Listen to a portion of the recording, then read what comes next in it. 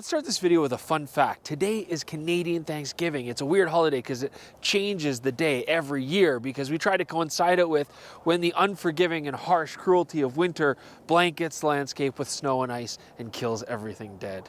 Happy Thanksgiving. Yeah, on that note, let's make it a pleasant video. Welcome back, Deep Review TV viewers. It is Chris Nichols here on a very brisk morning to talk about the brand new Sigma 18-50 DC DN Contemporary, a very compact F2.8 zoom lens for APS-C sensors. Now, it's interesting that for so long, Sony APS-E mount really didn't have a lot of compact fast zooms, and now all of a sudden we've got Sony, Tamron, and now Sigma making nice, small, light lenses with fast apertures. What strikes you most about the Sigma 18-55, though, is just how small it is for a 2.8 fixed aperture zoom lens. It's physically smaller than like a DSLR 18-55 kit lens and almost as lightweight. These are only 290 grams, so that's kind of like, you know, the weight of a drained human heart or a can of soup filled with the blood out of the drained human heart. Halloween's coming, so yeah, very small, very light. Are there going to be compromises because we've got such a wide aperture with such a light compact lens? Let's find out.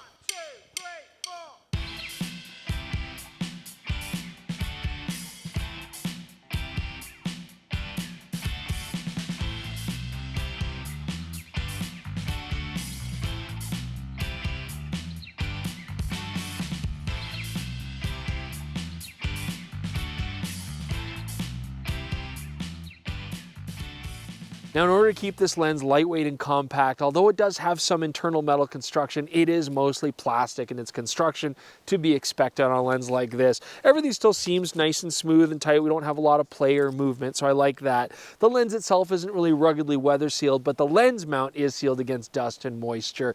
Otherwise, though, very nice compact little hood and a 55mm filter thread. Now, the close-up capabilities are actually pretty impressive on this compact little lens. Now, when you're shooting at 50mm, you don't get as good a macro capability, but you get more working distance. But where this lens really shines is when you go to the 18mm wide angle. There you're getting a macro reproduction of 1 to 2.8 life-size. One thing, though, I will say you have to get really close. The minimal focusing distance is 4.76 inches from the sensor to your subject. But given the length of the lens, that means that you only have about just over an inch of actual working distance. I had some issues there where, first off, I have to get on the ground really low to things, and you know, my shadow is blocking a lot of stuff. The lens is casting a shadow onto the subject. You can't use the hood. I mean, you got to take it off.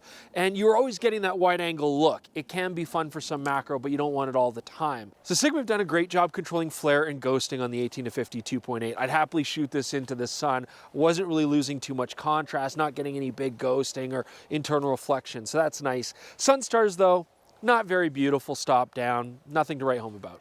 Now, when it comes to autofocus on the 18-50, I really like the use of a stepping motor in this lens. We've seen this in other lenses like the Tamron 17-70, and stepping motors, although not known for driving lens elements quickly, do a great job when you've got small, compact lens elements like you have in here. So I'm finding the autofocus is very quick, you know, no hesitation whatsoever. I'm happy with that. But the stepping motor is actually a smoother autofocusing motor, which is really nice for video work as well. So it's great to see on these compact lenses that even though they're small, they still focus quickly.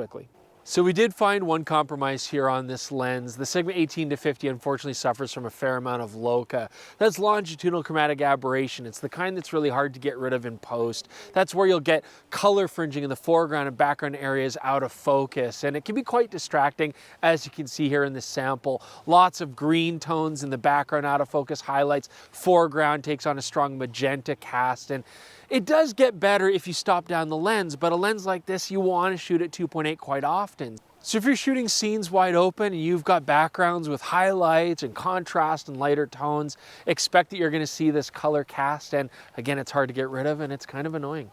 So Sigma 18-50 as a video lens, like wow, there's a lot going for it. We were very impressed and very surprised. So you got this pathway here with a lot of trees, gives us those strong verticals. This is a good breathing test where we can see that as we manually focus a lens, does the focal length change? Does the whole frame zoom in and then zoom out again? And the fact is here, looking at this lens at 18mm, you can see I'm focusing from minimum to infinity, and really our frame isn't changing. And same thing at 50mm, focusing minimum to infinity, the frame stays basically the same. There's almost no breathing at all on this lens. So this is really nice for focus pulls and cinematic work. And I would definitely want to get this lens on a gimbal because unfortunately one weakness that we do have here, are compromised to the small size and good price point. There's no optical stabilizer built into this lens. Keep in mind that lenses like the Tamron 17-70 do include VC in that lens. So you have to deal with that. I mean, either use it on an A6500 or A6600 body like I'm using today, which has IBIS in it, or use it on a gimbal if possible, or just keep in mind that you have no stabilization.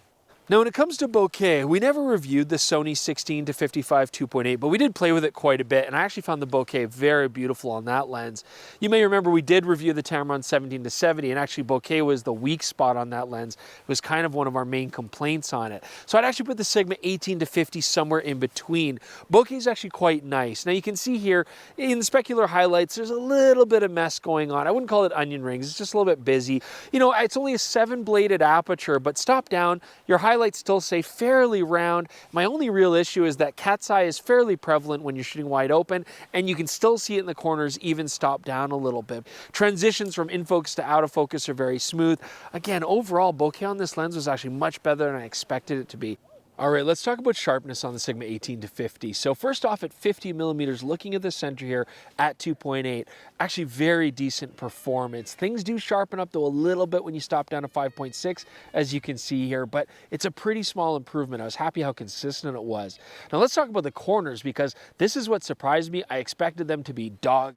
But actually, when you look here in the corners at 2.8, at 50 millimeters, yeah, still holds up pretty well. Stopping down does improve things a little bit. Now let's take a look at 18 millimeters. And again, center at 2.8, I actually thought was even maybe slightly sharper than at 50 millimeters. Still very good. Very little improvement when we stop down here to 5.6 in the centers, as you can see. And again, it's kind of the same story when it comes to the corners. Even wide open at 2.8, they're still quite decent. And when we stop down to 5.6, they just get better. So my conclusion is this. I mean, for a compact, tiny little lens that gives you a bright aperture, it's actually a pretty damn good lens, especially for the price. I mean, it's basically half the price of the Sony. It is still a couple $100 less than the Tamron, and that makes this excellent value for the dollar. It's decently sharp wide open and only gets better as you stop down. Bokeh was nothing to write home about, but it wasn't terrible. Autofocusing speed's good. I mean, really, the only issue I have is the LoCA, but otherwise, for the money, I think this is a great design if you want just a small, compact walk-around lens. I still think the Tamron's a nice option just because you get more telephoto range out of it. I like having that 105 full frame equivalent kind of thing for portraits and that kind of stuff. But honestly, you can do a lot with an 18-50, and if you want to save a few bucks and keep things really small and light, this is an awesome option. Hope this helps you decide if this lens is right for you. Do check out our sample gallery at dpreview.com, link in the description below.